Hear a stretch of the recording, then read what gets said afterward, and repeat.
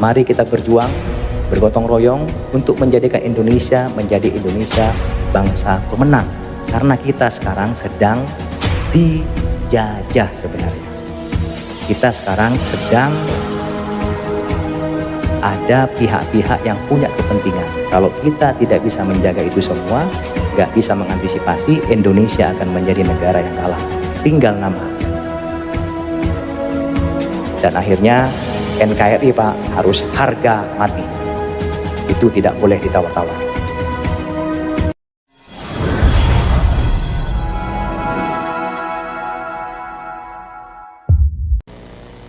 Nah, ini kondisi Indonesia dari perspektif ancaman. Nah, ini Pak, negara-negara tetangga kita itu jangan dianggap remeh. Mereka punya backing semua Pak. Indonesia dari dulu kita menamakan diri sebagai negara non-blok, tidak memihak kanan kiri. Jadi kita kalau diserang oleh negara lain, kalau kita gak kuat, tinggal nama. Tapi negara tetangga kita seperti Selandia Baru, Australia, Singapura, Malaysia, Inggris, ini membentuk yang namanya FPDA, Five Power Defense Agreement. Jadi organisasi ini adalah organisasi persemakmuran Inggris Raya. Kalau Malaysia misalnya diserang oleh negara lain, maka 5 negara ini juga akan membantu.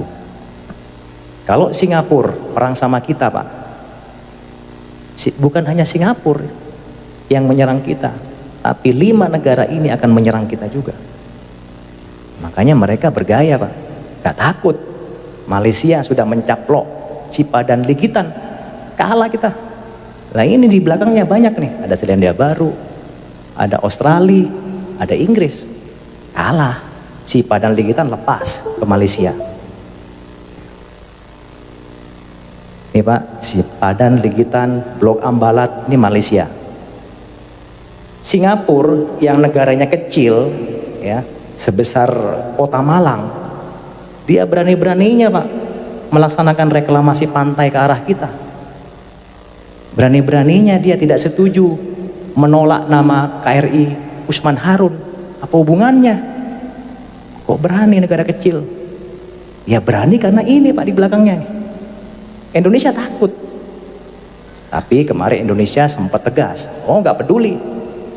Bagi saya Usman Harun itu adalah pahlawan. Bagi Anda mungkin ya silakan. Pemberontak kami gak ada urusan. Tapi bagi kami Usman Harun adalah pahlawan. Nah itu hebat. Berani kita. Akhirnya tetap mereka tidak ngungkit-ngungkit lagi. Nah ini Pak, ini salah satu bukti negara kecil kok berani gitu loh ke Indonesia. Kurang ajar gak kira-kira? Ngelama dia. Lawan Malang aja Arema gak berani.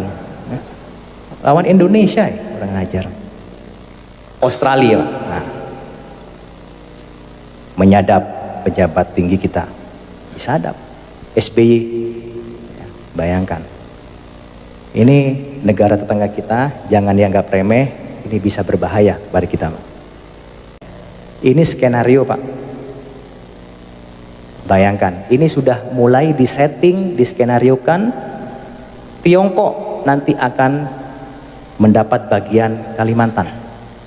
FPDA, Australia semua tadi itu, Inggris, Malaysia, Pulau Sumatera dan NTT. Pulau apa ini Pak? Sulawesi itu nanti ISIS Pak. Kemudian ini yang paling kaya raya ini. Ini punyanya Amerika Pak. Ini bayangkan Pak, kita sudah dibagi-bagi seperti itu. Makanya Panglima TNI Pak paling getol sekali. Beliau menyampaikan masalah wawasan kebangsaan. Kalau negara kita, masyarakat kita tidak kuat Pak, seperti sekarang ini, mudah dihasut, diprovokasi, diadu domba, mereka akan mudah sekali Pak membagi-bagi kekayaan bangsa kita ini. Nah, ini sudah ada desain dari luar, Yang jelas biar Bapak semua mengetahui. Ini mungkin orang nggak percaya, ya silakan nggak percaya nggak apa-apa. Tapi ini sudah melalui berbagai data, fakta, informasi yang akurat. Gak usah jauh-jauh Pak, Timur-Timur aja lepas. Apalagi yang sangat kaya. Banyak orang melirik Pak. Timur-Timur hanya sebagian kecil, ada celah timur di situ. Ini sudah banyak sekali yang mengincar. Apalagi Papua. Papua itu kita keruk aja Pak, sudah ada emasnya. Sekarang ada nambah lagi, ada uraniumnya. Siapa yang nggak tergiur? Emasnya gak habis-habis Pak, Freeport itu. Semua emas yang mensuplai Amerika, yang mensuplai Eropa, itu kebanyakan dari Freeport. Ini Amerika nih, oke janjian dia, oke Tiongkok ini kita bagi-bagi, biar kita gak tukaran, saya Papua lah. Anda ya udahlah Kalimantan aja, lumayan tuh banyak ininya, banyak ladangnya, banyak kebunnya. Kemudian FPDA, ya wis, Jawa nih belum nih. Nah, Jawa karena masih kuat orangnya. Jawa masih belum berani dia, tapi sudah ada Pak. Mungkin Jawa nanti jadi negara sendiri mungkin. Mereka diambil oleh Amerika. Karena kan Jawa ya mungkin negara Jawa nanti. Tapi kita Pak, kita harus berdoa semua agar supaya ini tidak terjadi. Bagaimana caranya Pak? Kalau gak kita antisipasi, kita tinggal nunggu bom waktu aja Pak. Ya, di end habis sudah tinggal nama seperti Sriwijaya dan Majapahit. Saya tanya Pak di sini, apakah Bapak menjamin 10-20 tahun ke depan Indonesia masih utuh? Menjamin nggak? Nggak ada yang menjamin Pak. Apakah NKRI masih utuh? Nggak ada yang menjamin. Uang Timur-Timur lepas, sudah bukan NKRI lagi, itu kurang satu dah. Nanti lepas-lepas semua tinggal negara Jawa. Ya udah, kita-kita aja di sinilah. Ya kan? Ini Pak. Kalau gak diantisipasi dengan baik, bisa terjadi Pak. Tidak ada yang tidak mungkin. Seperti dulu waktu masyarakat zaman Sriwijaya maupun zamannya Majapahit, oh gak mungkin Majapahit lepas hancur, kita kuat kok. Negara asing gak mungkin berani ke sini. Kita punya pasukan, bala tentara yang sangat hebat. Gak ada yang menyangka. Tapi negara asing lebih pintar Pak, diadu domba, diprovokasi, hancur dengan sendirinya. Sama, kita sekarang dalam proses seperti itu Pak. Kita diadu domba, kita dihasut, kita diprovokasi, di media sosial dibikin informasi yang ngarang-ngarang. Akhirnya kita terhasut, kita marah, berantem, mereka senang Pak. TNI Polri berantem, wah senang mereka. Wah, TNI-nya udah mulai sama polisi sudah berantem nih, wah senang. Wah, umat Islamnya ini sudah mulai berantem nih. Wah, bagus, senang. Oleh karena itu, Bung Karno pernah mengatakan, Pak, perjuanganku lebih mudah karena mengusir penjajah. Tapi perjuanganmu akan lebih sulit karena melawan bangsamu sendiri. Berbicara masalah PKI, Pak ya. Saya sudah menyampaikan tadi, itu semua ada invisible hands. Ada desain dari luar. Cuman yang saya sampaikan tadi adalah dampaknya Pak. Artinya Indonesia ini ke depan itu akan dibagi-bagi Pak oleh negara yang punya kepentingan. PKI itu salah satu dari proxy war mereka. Ya Pak ya. Tadi saya bilang tadi di sana ada Tiongkok kan, Cina. Mengambil apa tadi Pak? Apa? Kalimantan. Nah, ya disitulah mereka Pak menyebarkan proxy war-nya menggunakan invisible hand-nya. Salah satunya ya PKI tadi.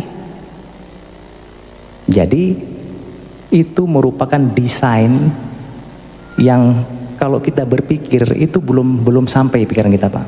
PKI itu sengaja memang sekarang digambirkan lagi.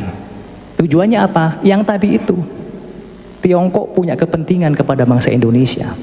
Salah satunya biar kita, bangsa kita semakin carut marut, dimasukkanlah isu PKI. Dibuatlah PKI akan tumbuh lagi. Memang akan tumbuh betul. Kenapa? Kita tidak boleh memungkiri Pak. Orang-orang yang berjiwa komunis itu sudah masuk ke kalangan kita, masuk di pemerintahan, di DPRD, ya, bahkan di ulama, mungkin juga di TNI Polri sudah ada, Pak. Cuman kita gak usah lah, ini kan saudara kita semua.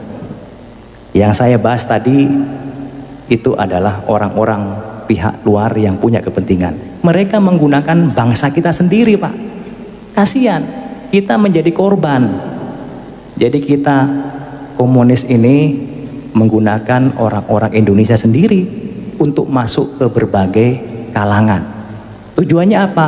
Misalnya dia masuk di pemerintahan, misalnya dia masuk di DPRD, sudah ada deal-deal.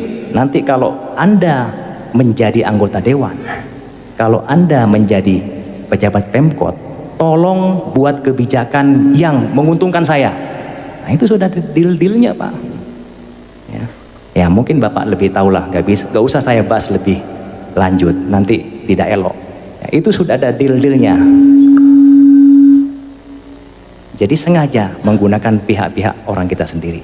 Memang itu sudah ada, Pak, tapi semua itu desain yang lebih besar yang saya lihat tadi, itu ada dari negara-negara yang punya kepentingan. Saya kira itu, Pak, ya.